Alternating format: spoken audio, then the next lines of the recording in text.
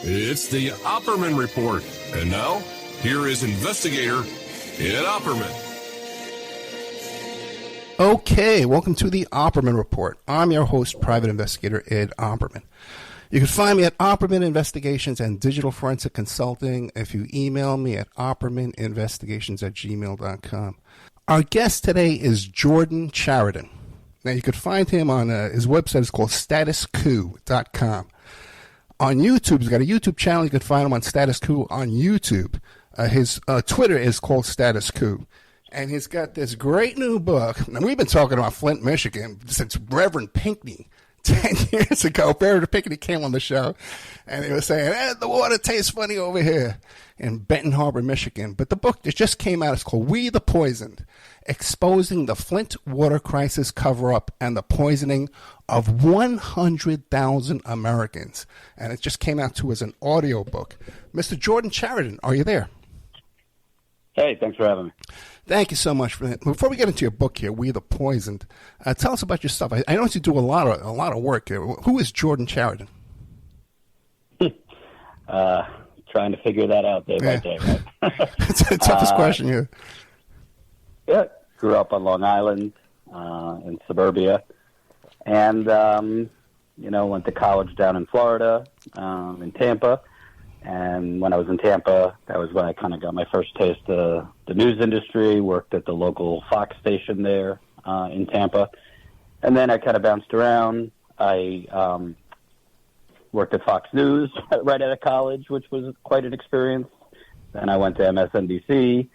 And then I kind of just got sick of corporate mainstream media. Yeah. I realized it was kind of the same 2 or 3 stories, on a loop all day. Yeah.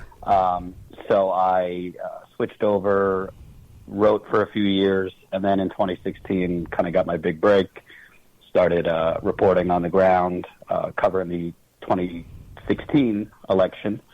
And during that year, that's when I first went to Flint. I kind of went there when all the cameras had left and, the media had already done their 5 minutes of coverage. So when I first started covering it, it had already kind of been abandoned by the rest of the media. And, yeah, I just realized right then and there that this is, in my career, the biggest story I had ever seen. And it was very different from how the media had reported it. So 8 years later and 21 trips to Flint later, that's kind of the origins of this book. It's funny. So many of my shows start with the same question, and we even talked about it off the air. Tell us the official story, and then tell us what really happened. Okay, so what is the official story on Flint, and then tell us what really is going on down there? Basically the way that this has been reported, and again, it's not been covered much in recent years, was this was a tragic mistake. This was, an error by government officials who were trying to cut corners and, save money by using the local river. It's actually the opposite. This was a for-profit. This was an effort to make money by government officials, private players, banks. It was a massive privatization scheme. And, the media really never reported what the real dark underbelly of this was. Essentially an effort to privatize the water system in Michigan, which, whether intentionally or just recklessly, used the poor majority black residents of Flint as the sacrificial lambs. So this was a massive financial scam that led to the poisoning of Flint. And at the end of the day, it's 10 years later, a massive cover-up that is actually ongoing, the cover-up. I mentioned in my little intro there Reverend Ed Pinckney from Benton Harbor, Michigan, who was an activist pastor down there, right? And he was telling us in Benton Harbor that they were in bankruptcy. The city was in bankruptcy. And the water bills were really crazy high. And what they were doing was they would turn off people's water. They couldn't pay their water bill. He actually had the tool. He would go to people's houses and turn the water back on for them. He had that water company tool. But the thing is, and then when the people didn't have water, they could condemn and repossess their houses. Did you cover any of that in this book? Oh, yeah. In twisted, just dark and dark, demented thing, years after the poisoning of Flint, residents started getting notices in the mail from the city that tax liens were going to be placed on their homes if they didn't pay for their poisoned water. So basically, residents were having their homes threatened because they were behind on the water bill for water that they still couldn't safely drink or bathe in. So, yeah, there's been water. I mean, obviously, there's been water shutoffs, in Detroit, Flint, other cities. But in Flint, it was a little darker and more messed up because the water was not safe and is not safe. That people should know, because I think this has been kind of whitewashed and buried. And, the media just reports what the EPA says. But 10 years later, the water is not safe. It's still toxic. The testing they do is very, very selective and cherry-picked. I was just there in Flint for my book, and residents are still, 10 years later, coming up to me, showing me rashes on their skin, telling me their hair is still coming out in the shower, falling out in the shower. Residents still post to this day brown water coming out of their taps. It's not as bad as it was, 8 years ago, but it's still throughout the city. There's contamination of the water, which common sense, 10 years later, they have not fully replaced all the damaged infrastructure. They haven't replaced all the destroyed pipes. So it doesn't really matter if the original source where the water is coming from is clean. If the water is going through corroded pipes, you're still going to have lead and other things leaching off. Right. And I'm dying to ask you this because, 10 years later, it's not the chronological order of the story here. But 10 years later, what about the Army Corps of Engineers? We don't have the resources to go in there and change all this plumbing? We do, but we have a federal and state government that has so much bureaucracy and red tape. A lot of people don't realize this, but Flint was not declared a federal disaster. It was declared a state of emergency. And the difference is, if you declare a federal disaster, which hurricanes, you routinely get disaster declarations, tornadoes, the federal government could take over. So essentially, you could send in the Army Corps of Engineers, FEMA, and the heavy lifting to rebuild. But because of it's a little in the weeds, but there's a law called the Stafford Act. Republicans pushed for it. States' rights. They didn't want the federal government coming in to take things over. So the Stafford Act basically says that only for natural, air quote, natural disasters can you issue a disaster declaration. I think the federal government could have issued a disaster in Flint. It doesn't matter whether it was natural or not. It was a massive disaster. People died and are dying. And it's a massive infrastructure problem. But President Obama did not issue a disaster declaration, and therefore the Army Corps didn't go in, FEMA didn't go in, and it was left to the state of Michigan, the very state that presided over the poisoning and cover-up of this whole thing, to basically provide the relief. And Congress passed a bill for $170 million to Flint, but as shown in my book, very little of that money actually went to Flint Water. A lot of it went to special interest and, all the rest. So the bottom line is the Army Corps never went in. FEMA never went in. This could have been fixed. The infrastructure could have been replaced basically in a year for the amount of money that we snap our fingers in the morning and send to other countries. But it was not. Okay. I noticed the book has a foreword by Erin Brockovich. Okay. And once again, the book is called We the Poison, Exposing the Flint Water Crisis Cover-Up and the Poisoning of 100,000 Americans. And great ratings. It's 4.9 star ratings. I recommend everybody to run out and get this book. So, okay, the cavalry never came. The federal government never came in to do anything. But what about civil lawsuits?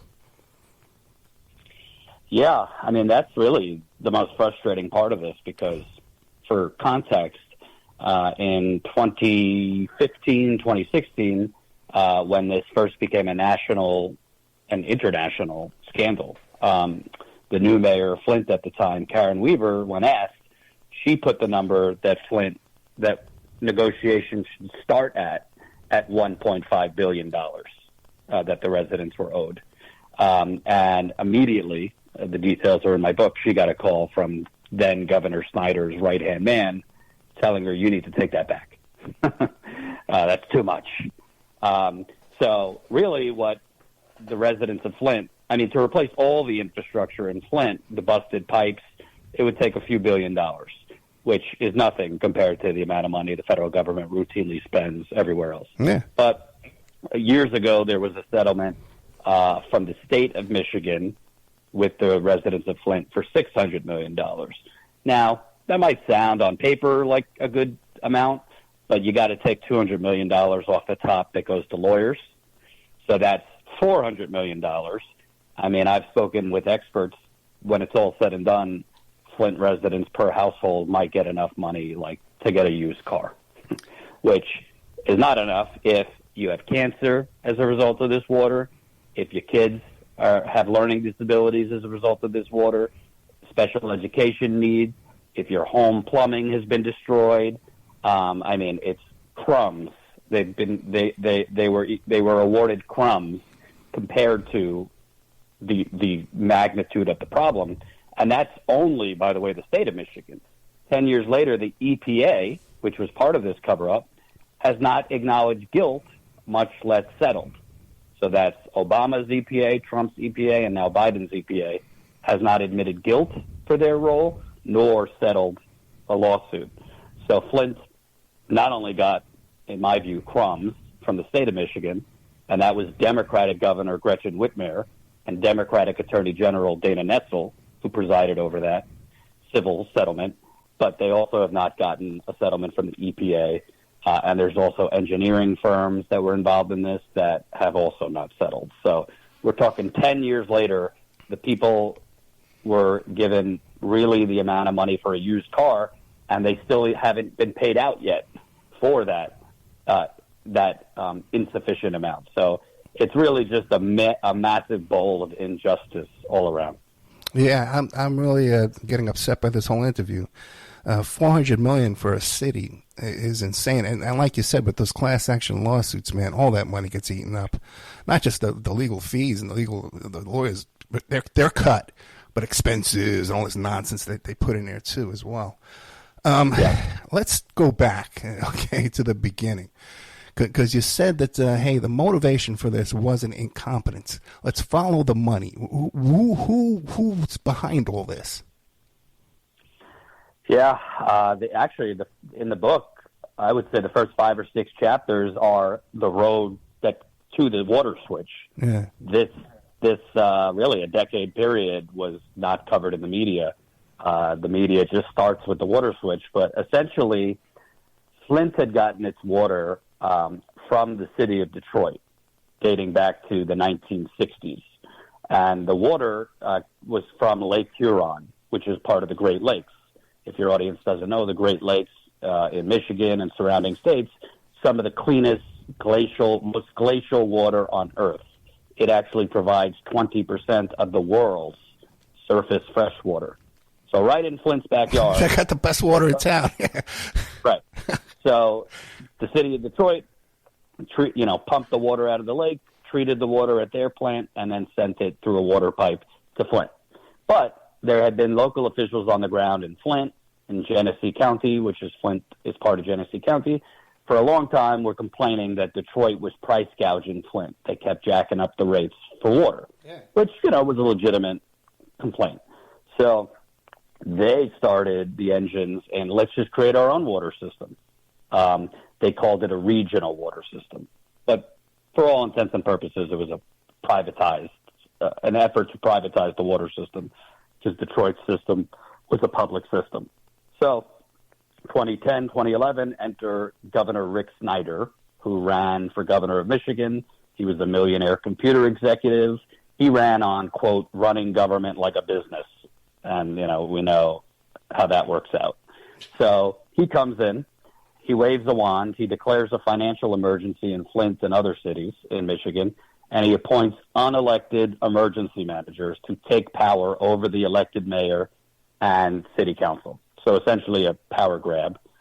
So right now in America, all you hear is democracy is on the line in the election. Well, democracy was actually canceled here. They put in these emergency managers, and basically the first order of business was, let's try and privatize the water system. So they came up with basically, and in engineering terms, it's kind of unheard of to build a identical pipeline going the same exact path and route as the existing pipeline from Detroit to Flint, water coming out of the same source, Lake Huron, and this water would be raw water. So the water Flint had been getting from Detroit was already treated water. But this new pipeline was going to be delivering raw water. Well, what do you need a lot of raw water for? Fracking. The governor was fracking all over Michigan. You need a lot of raw water for agriculture, the auto industry, meat packing. Basically, business needs a lot of raw water for their purposes. They were not hiding the purpose of this pipeline. They were calling it the blue economy because water was a cash cow, and all these businesses were going to get cheaper water from this new water system. But the politicians were selling it as this is going to save Flint money. Well, at the last minute, the city of Detroit, who did not want to lose Flint as a water customer, the city of Detroit offered Flint a 48% discount. So basically almost like a half-off discount, basically, which if you go to the mall, that's a pretty great sale. So the city of Flint would have actually saved money just doing nothing and continuing to get water from Detroit. But this was not ever about saving Flint money. It was about building an unnecessary new water system that was going to make a lot of people wealthy, and that's where we get to the financial scam. At this time, we're talking 2013, 2014, so about 10 years ago, the city of Flint was nearly bankrupt. It could not borrow. Legally, it had no credit rating. It couldn't borrow any more money. But to build this new water system, this new water pipeline, which was going to cost nearly $300 million, they needed the city of Flint to help fund it. They were about $100 million short in funding it. So how do you get a broke city who's not legally allowed to borrow any more money? How do you get them $100 million? The local officials, including the unelected emergency manager, they created a fake emergency that would allow the city of Flint to borrow $100 million. It was kind of a stupid, like there was a lime sludge pit next to the water plant. You know, the environmental department has said you need to clean this up for like a decade, but it was never emergency or urgent. But basically, they cited that cleanup as a, quote, emergency, and through the back door in the contract for that cleanup, they snuck in Flint being able to issue $100 million in bonds. And who funded the bonds? J.P. Morgan and Wells Fargo. So that's where Wall Street comes into this scam.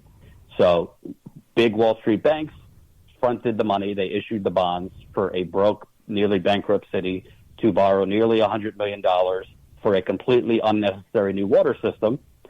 And while that new water system was being built, it was going to take about 2 years, the local officials and the emergency manager said they could have just kept getting the water from Detroit, but to, quote, save money, we'll just use the polluted Flint River.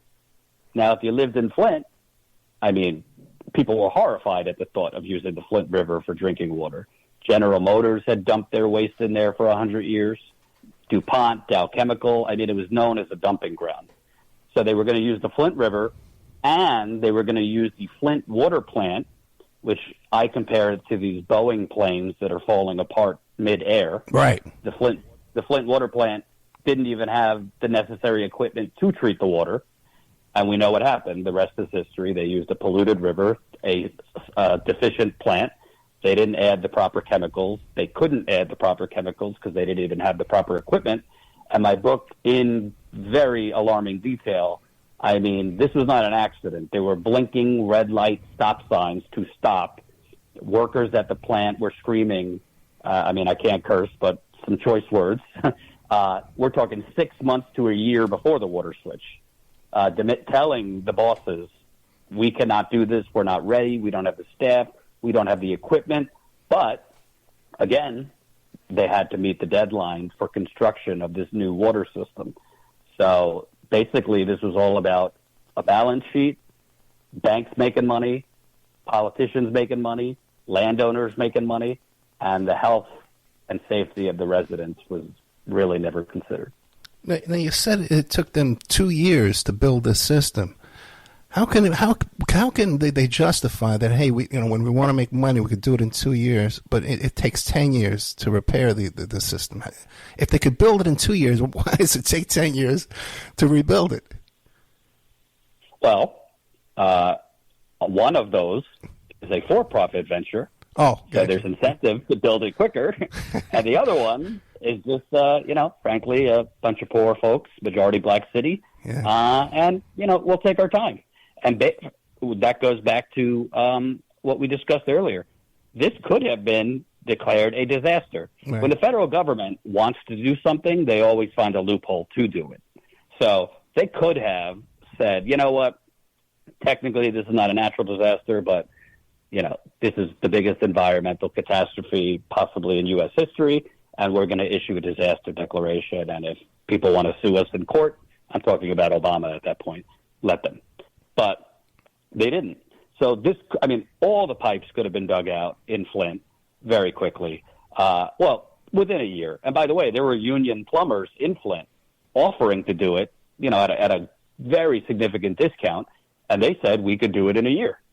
But in my view, I think the federal government does not want to set a precedent that it could actually do big things and help people.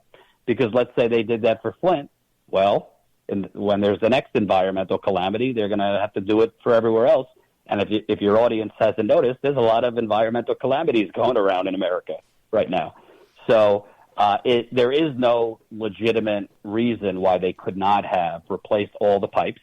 There's certainly these folks in Flint are entitled to free health care for life. They have not gotten that. I talk to residents all the time who are basically going bankrupt trying to pay for specialists. Because if you have heavy metal poisoning from lead and other things that were in that water, there was bacteria in that water. Your regular small town doctor is not equipped to really treat you. You need specialists. You need environmental doctors. Most insurance won't cover that. And the residents of Flint, they only got a short-term Medicaid expansion. And that was only for ages 21 and under. So the adults were always left out. And that Medicaid expansion ended years ago. So really, if your audience doesn't know, lead is like a human wrecking ball through your body. It affects almost all of your, systems in your body, your brain. There are very few people that will go undamaged by lead. And then you add in the bacteria that was in that water. You add in PFAS, which are those forever chemicals that are being found all over the country. So it wasn't just lead. And that's another thing. Why weren't these people given, free health care, lifetime testing? So I call this what it is. This is a sacrifice zone. And the government has been in on it. And frankly, the media has done a horrible job. The media has just kind of painted this as some tragedy in the past that's now in recovery. And I'm here to tell you it's not in recovery. This is still an active disaster. It's like that train wreck in East Palestine. When I've had those guests on here, they're still suffering to this day. And I got to go to that company and beg them for little handouts every week. And they pretty much went in there and bought up the whole town, that train company. And people who don't know... It's funny you say that because I've been covering that. Yeah. And literally the playbook that they used in Flint to cover this up is the exact same playbook they're using there. That makes sense, But for the audience that doesn't know, the youngsters out there, the 38-year-olds like yourself, right? I grew up in the Bronx, 62 years old, and when I was a little kid, they started putting those commercials on TV. Hey, don't eat the paint chips because they're lead paint.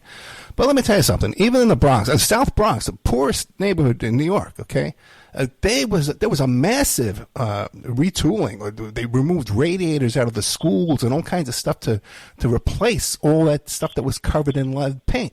So it's not like it can't be done. They had the money in the Bronx back in 1970, or 1965.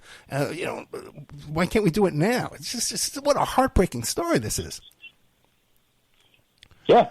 I mean, they can. That's the simple answer. I mean, I don't want to get too political because obviously people have different opinions, but I mean, we certainly have a lot of money for war. Yeah. We certainly have a lot of money to provide other countries with money to defend themselves, money. We got military bases all around the world.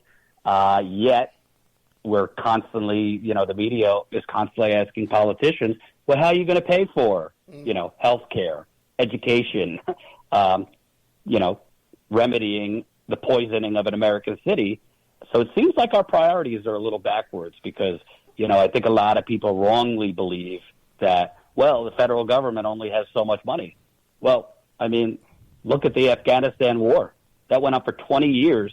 The Washington Post did a great investigation finding that the generals were ordered by Washington, D.C. to spend $300 million a day.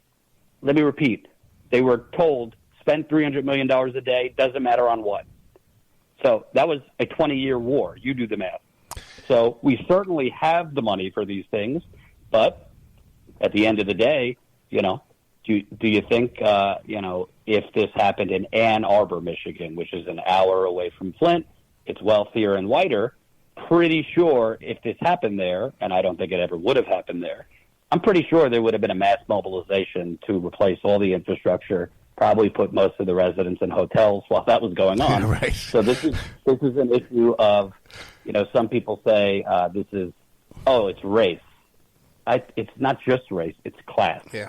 Because if you look at what's going on in East Palestine, different circumstance, but at the end of the day, people are poisoned, just like they were in Flint. Those folks in East Palestine are poor white people. It's a poor area. These folks in Flint were poor black people. The common denominator, they're poor. Yeah.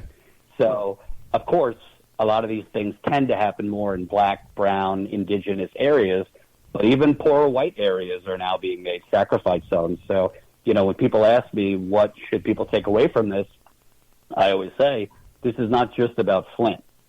It might have happened in Flint, but trust me, the people of Flint didn't think this could happen to them. A lot of people don't think like mass shootings will happen in their town. This could happen to you. It might not be water where you are. It could be air. It could be soil. It could be fracking. I mean, in Georgia right now, there's a massive chemical plant that went on fire, and there's been contamination for over a week. So if you are in the wrong zip code, maybe you have the wrong skin color or you have not enough in your bank account, the government is not going to protect you. I am sorry to tell you, the government is going to pretend that they're doing a lot to remedy the situation, but in reality, they're not. Yeah, they're going to protect the capitalist interest, which... Correct. Let me get back to this. Jordan Chariton, how do you deal with this? Do you have like PTSD from dealing with this kind of stuff? Because you're there on the ground in Flint, you're there on the ground in East Palestine. How do you, when you're seeing this tragedy firsthand before your eyes, how do you deal with it? Whiskey and antidepressants. Yeah, I know, man. Honestly, I have a great wife, got a beautiful daughter, and I try my best. It's not easy because, I have people contacting me all the time. Yeah. From Flint, from East Palestine, from other communities. And, one of my weaknesses is I have a hard time saying no. I want to cover all of it, and I want to help as many people as possible. But I try my best, just to get away from it from time to time, watch a mind-numbing Netflix show, just take a walk, get away from it all, because you have to. I mean, you can't, as a journalist or an activist, you cannot be submerged in this stuff 24/7, or it will drive you crazy. But when I'm out there in Flint, and I've been there 21 times, I'm not gonna lie, it's very depressing. Yeah. It's a mix of kind of depression mixed with anger. I can't tell you how many times I've been in Flint or other places, and you're covering these kind of disasters, and then I'll go back to the hotel, you'll turn on CNN, and they're covering Trump's tweets or something ridiculous. And it's just that alternate reality between the suffering and corruption going on the ground and what the mainstream media is covering. It's pretty striking. Have you ever heard of a book called Moral Courage? Yes. You have? Okay. Is that incredible? I haven't read it. I've heard of it. Well, I'm going to sing a link, okay, to pick one up. And I'll tell you something. It talks about these reporters around the world who, like Mr. Jordan Chariton, okay, they're out there putting their butt on the line, for some kind of crazy, I don't know, not crazy, but you know what I mean, some kind of moral integrity. And I'm telling you, bro, you look at the pictures of the faces of those reporters in that book. The photography is incredible. You'll see the same face you see when you look in the mirror in the morning. I encourage you to get that book. Yeah, well.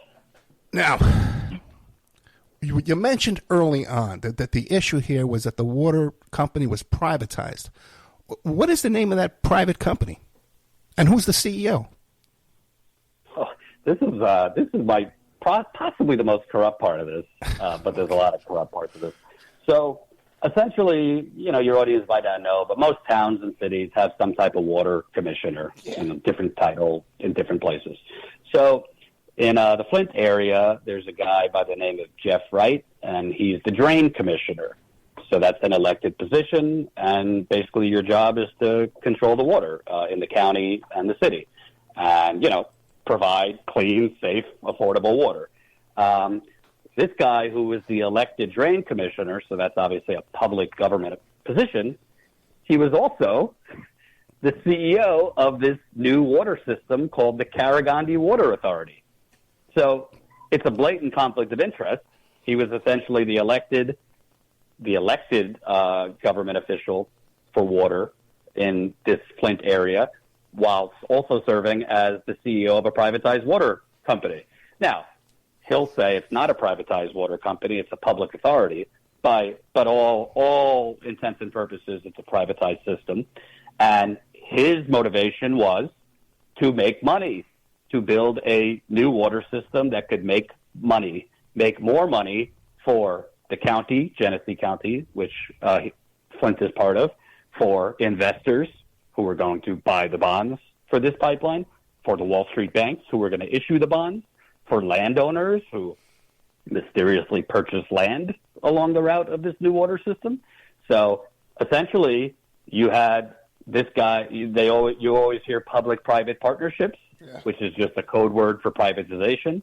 This guy was literally the public drain commissioner, while also the private CEO of this privatized company, and he just happened to have gotten a ton of donations for his campaigns from the contractors that he awarded contracts to build the pipeline. So he was getting massive campaign donations based on the no-bid contracts he gave out to basically his pals, his contracting friends, engineering firms. So it was all just a scam, fraudulent. And based on my reporting, part of the cover-up is, so there was an investigation that launched in 2016 into Flint. A special prosecutor was appointed outside of the Michigan Attorney General's office, and they charged 15 state and city officials from 2016 to 2018, including the head of the health department. They charged him with involuntary manslaughter. They charged some of those emergency managers, those unelected emergency managers, with basically financial fraud related to that fraudulent financial deal I told you about. So based on my reporting, they were looking into that fella I just told you about.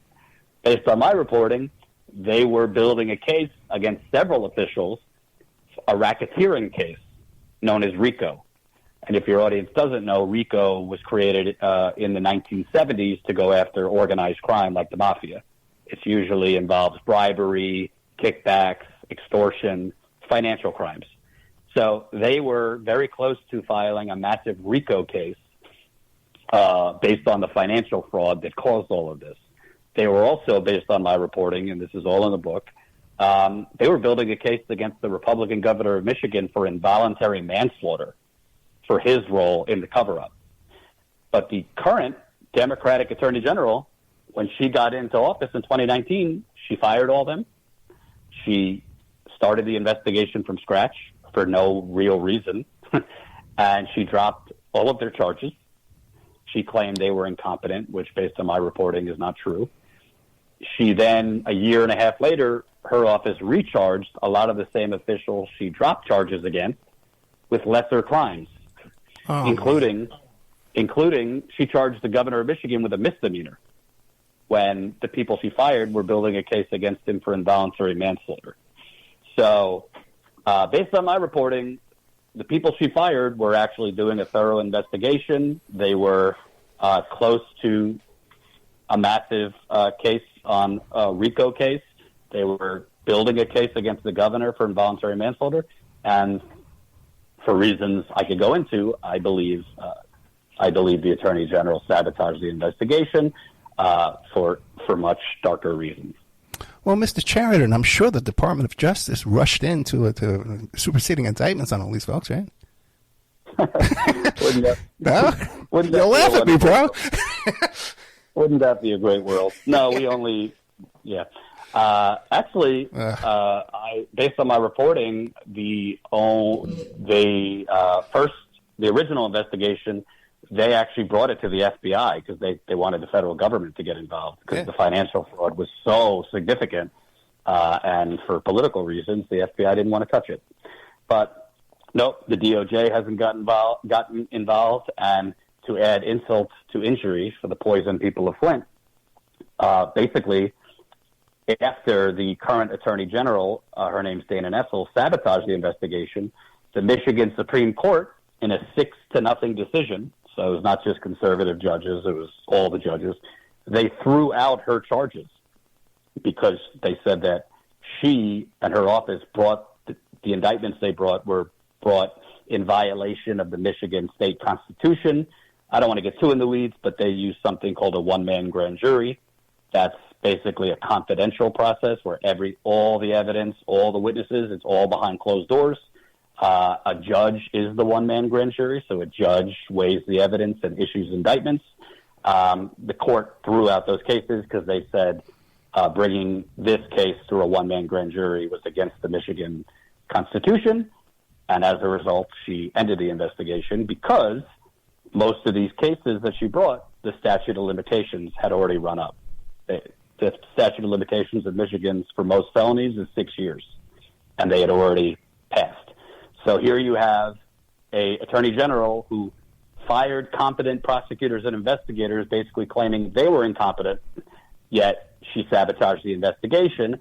And I believe, I can't get in her head. I don't know if it was intentional or just incompetence. Maybe it was both. But always follow the money. That's kind of how I view things. At the end of the day, the state of Michigan had a conflict in terms of prosecuting this, because the state of Michigan, the Attorney General's office has to also defend Michigan. And the state of Michigan was on the hook for hundreds of millions of dollars in financial liability if the financial fraud that caused the Flint Water Crisis, if that went to criminal court. Because the Attorney General's office is the office that signed off on that fraudulent financial deal. The deal that allowed Flint to borrow $100 million to join this fraudulent pipeline. So because the state of Michigan signed off on it, you could have had bondholders suing the state. And I was told it could have bankrupted the state because the state cannot print money like the federal government. So the state of Michigan was facing hundreds of millions of dollars in liability. So that's a pretty good motivation to bury the financial case if it could bankrupt your state. And the second thing is the Wall Street banks, so J.P. Morgan and Wells Fargo, who issued the bonds for Flint to join the new water system, in the contract, they were supposed to do, they call it due diligence, to make sure that the Flint water plant could actually treat the water. Clearly, that was not done. The banks were actually sued civilly in 2020 on behalf of 2,500 Flint children. Of course, we live in America, so that case was thrown out because banks never really face much punishment. But the banks also, if that financial case, a racketeering case, if that goes forward in court, the banks could face hundreds of millions of dollars in liability. And obviously, politicians in both parties, we know, tend to protect banks. Well, J.P. Morgan Chase was held accountable for enabling Jeffrey Epstein's Southern Trust down in the U.S. Virgin Islands with financial damages. So it can happen. It can happen. Well, my point is, J.P. Morgan and Wells Fargo, they were not only facing financial liability, there could have been criminal liability. But yeah, they should. And also, too, you would think, man, I had no idea that they were involved in this, too. The Epstein stuff's bad enough. J.P. Morgan Chase runs the EBT program. They get a cut of every food stamp transaction. Yep. You'd think they would lose that contract if they're doing shenanigans all over the joint, right? Yeah. And by the way, a lot of your audience might not know this. These kinds of bond deals, they call them municipal bond deals. It's going on all over the country.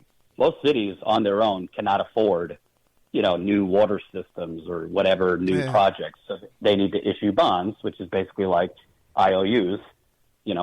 Jane and Joe citizen, you buy the bonds, you lend the government money, and the government will pay you back plus interest. But the unfortunate reality is the banks are making massive money on these bond deals, yet if you look at the fine print of these bond deals, a lot of these bond deals are, not exactly on the up and up. There's not meticulous safety practices going on, depending on what the deal is. So, you might not know in your community because, a lot of people don't go to their city council meetings or whatever. There's a lot of projects being funded by bond deals, and Wall Street is behind it. And you are, unfortunately, being screwed. Yeah, I remember back in New York when I was growing up, with the Port Authority, there was a big scandal with raising money through bonds. I forget what it was, though. Once again, we're talking to Jordan Chariton. Okay, now you hear the guy's, the way he's telling this story, okay? Very well-told story. So he's written this book called We the Poisoned, Exposing the Flint Water Crisis Cover-Up and the Poisoning of 100,000 Americans. The link will be in the description. Now, it's important that we support reporters like this by buying their books, okay? This is what gets them on the show here, and this is what also gets them out there to do their work. Now, Mr. Chariton, on your website here, statuscoup.com, do you have a method for people to donate or perhaps a Patreon or something like that to support your work? Yeah, thanks. This book, this reporting, we also have a documentary, by the way, that we released this year called Flint Fatigue. So you could check that out, flintfatigue.com. That shows that this is very much still a disaster. But this book would have never happened without, our viewers supporting us financially. We take no corporate money. All my reporting on the ground in Flint is funded by the people. So if you want to support that, you could chip in $5 a month at statuscoup.com/join. Excellent. Statuscoup.com/join. Now, another thing that kind of came and went, I don't know if it's a little out there too much, but the woman, the scientist who discovered this chemical, the poisoned water, later on died. Later on, who is that you're talking about? The original woman who was the scientist who discovered the poison in the water died later on. So the woman who really kind of blew this open, she was Dr. Mona Hanna-Attisha. She was a local pediatrician, and she was being told, I guess, by a friend of hers that was in the know that children, their blood lead levels were surging. So she got data from the health department showing that after the water switch, the spike was very obvious. Yeah. Blood lead levels were spiking up. Of course, the Snyder administration, the governor's administration at the time, tried to demonize her and make her sound crazy, but eventually they were forced to admit she was right. So she blew the whistle. She held a press conference revealing the data, saying that we should switch Flint back to Detroit's water system. She did not die. She's still alive. Okay. There was a plant worker, a worker at the plant. His name was Matthew McFarland, and he was one of the plant workers, it's in my book, who was sounding the alarm, putting up the stop signs. We cannot switch to the Flint River. We're not ready. I mean, your audience might not know. They were literally switching workers from the garbage department to the water department 2 weeks before the water switch. No disrespect to the garbage department, but they don't know anything about water. Mm-hmm. So that's how understaffed they were. But McFarland, he, under, it seems, mysterious circumstances, he died right after he testified. They claimed it was a drug overdose, but a lot of people in Flint have always suspected something else went on there. Oh, boy. And you mentioned that there was some kind of a compensation, $170 million to build a new system, but the money was dispersed. There was problems where the money went. Yep. Great American boondoggle, as always. Basically, Obama's Congress passed a bill for $170 million to go to Flint, but in the way our laws work, the money doesn't go straight to the city. It has to go through the state. So you're sending the money to the state that actively covered up the whole thing. And the cover-up, by the way, is a massive. I mean, it's all revealed in my book. We're talking political payoffs, destruction of evidence, witness tampering. I mean, this makes Watergate look like child's play. Nobody died from Watergate. Yeah, I was just going to say, have you seen, in your experience, a bigger scandal than this? No. I mean, I'm only 38, so some older viewers might tell me, listen, young buck, this is bad, but I don't know of a cover-up that involves the federal government, the state government, the local government. A private foundation was involved. I have a whole chapter on that. Wall Street banks, and that's killing people. Yeah. That's the difference between this and Watergate was just a bunch of knuckleheads who broke into an office. Somebody died. If Nixon wasn't involved, nobody would have cared. This is federal, state, local foundations, Wall Street, the media, by the way, is also in on it. And Flint right now has one of the worst cancer surges in America. Cancer is surging throughout Flint, and it is not from the weather, it's from the water. You have people who have died all over the city, and their deaths are not counted due to the Flint Water Crisis, but they're dying of cancers at relatively young ages. Liver problems, kidney problems. That is a result of heavy metal poisoning. I've been there 21 times, and I have become friends with a lot of the residents. Every time I go back, somebody else I know has died. And we're not talking about, in your 80s. We're talking people in their 40s, people in their 50s, people in their 60s. I remember in 2018, I was doing a story there, and I was knocking on doors. I knocked on 400 doors because I found out that the governor's environmental department was manipulating the water testing. They were cheating on the water testing by running people's water right before they put the sample bottle under, which is illegal because you're just flushing out the lead. Every time, block after block, when people would open their door, I would say, hey, I've been knocking on doors here, and very few people are answering. Every block, every other block, they were telling me, oh, that person just died. Oh, my God. And we're not talking about necessarily elderly. We're talking just, people in their 40s who got cancers they never, they had no family history of.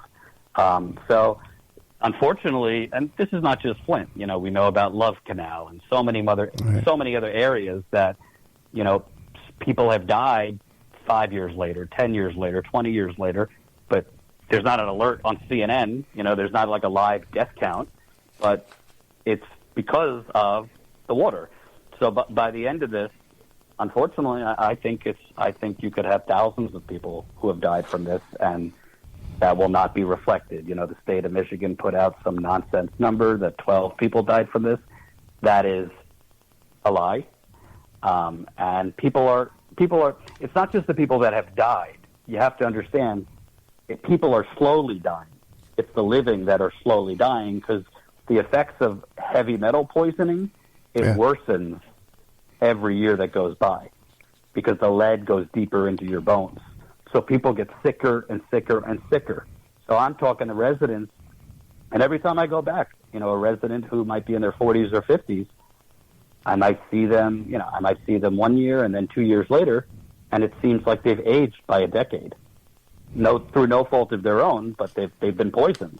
So, unfortunately, the way American media works is the media will cover something when there's an explosion or when there's the inciting incident, and then they'll move on.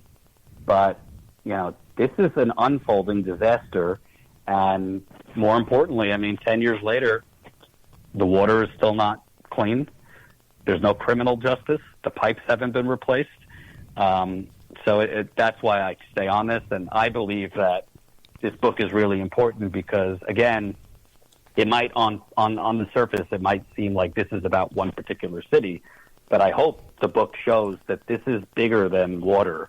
This is about toxic government, which is not just in Flint, Michigan. Yeah. You cannot poison a whole community and then and then cover it up and then leave everyone to slowly die without toxic government. And that toxic government, that's all over the country. And it's not just Republicans. It's not just, it's not one party. Yeah. It's both parties. Toxic capitalism, we learned. The problem is, real quick, I might be conflating this, but was one of the solutions either in East Palestine or here in Flint was to provide the homeowners with little water filters? Yeah, and that was some more government spin. Water filters are good, but, water filters, the kind of water filters they were passing around are not going to stop lead. Lead. They might put a dent in it, but those water filters were very flimsy. They went bad very quickly. They immediately went bad in hot water. And a problem with water filters is if you're handing out water filters, okay, maybe they put a dent in as far as lead. They don't remove lead completely, but those water filters breed bacteria. Okay. So you're kind of robbing Peter to pay Paul. You're maybe reducing lead a little bit, but you're creating bacteria. A bacteria is a big problem in the water in Flint because you have a water system that was built for a city when it had 200,000 residents. Right now it has 80,000 residents. So you have a water system that's too big for the current population. So many sections of Flint have abandoned homes where water is not being used. So water is then stagnant in the system. It's moving too slowly. So bottom line, they basically gave a Band-Aid for a gunshot wound. Really what you need, if you're not going to replace all of the pipes, which they should have, you need to install reverse osmosis systems or full home water filtrations in every home in Flint, which clearly they have not done. We're out of time, my friend. I'm talking to Jordan Chariton, and you have an open invitation. Anything you ever want to come back and talk about, you have an open invitation to come back. I would love to have you back anytime. The book is called We the Poisoned, Exposing the Flint Water Crisis Cover-Up. Water Crisis Cover-Up and the Poisoning of 100,000 Americans. Now, you can find Jordan Chariton at statuscoup.com, and then you're going to go there, too, and help support him there, too, become like a member. His YouTube channel is called Status Coup. There's a film that's out called flintfatigue.com. Check that out. Follow him on Twitter, Status Coup. That's how you support these kind of people. Mr. Chariton, thank you so much. Thank you for having me and covering this. Yeah, I got Greg Palast coming on later on today, so that'll be another enjoyable. I'll hear about how democracy is shot to hell, too. What a day. Yep. But thank you so much, sir. Thank you. Good night.